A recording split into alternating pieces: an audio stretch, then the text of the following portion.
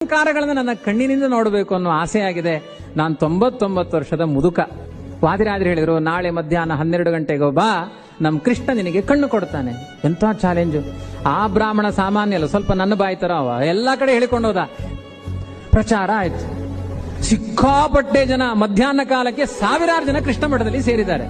ಯಾಕೆ ಅಂದ್ರೆ ಕಣ್ಣು ತೆಗೆಯೋರು ತುಂಬಾ ಮಂದಿ ಇದ್ದಾರೆ, ಕಣ್ಣು ಕೊಡೋರು ಯಾರು ಅಂತ ನೋಡ್ಲಿಕ್ಕೆ ಬಂದ್ರು.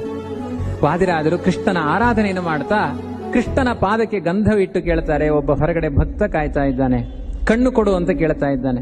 ನಿನ್ನ ಪಾದ ಕಮಲವನ ಅನನ್ಯವಾದ ಭಕ್ತಿಯಿಂದ ಆರಾಧನೆ ಮಾಡ್ತಾ ಇರುವ ಭಜಕ ನಾನು ನಿನ್ನ ಪಾದಕ್ಕಿಟ್ಟ ಗಂಧವನ್ನ ಭಕ್ತನಿಗೆ ಕೊಟ್ಟು ಕಣ್ಣಿಗೆ ಮುಟ್ಟಿಸಿಕೊ ಅಂದಾಗ ಅವನ ಕಣ್ಣು ಕಾಣಬೇಕು. ಕೃಷ್ಣ ಜಾಗ್ರತೆ. ದೇವರ ಹತ್ರ ಮಾತನಾಡೋದವರು, ವಾದಿರಾಜರು ಮಾತನಾಡುವ ಕ್ರಮ.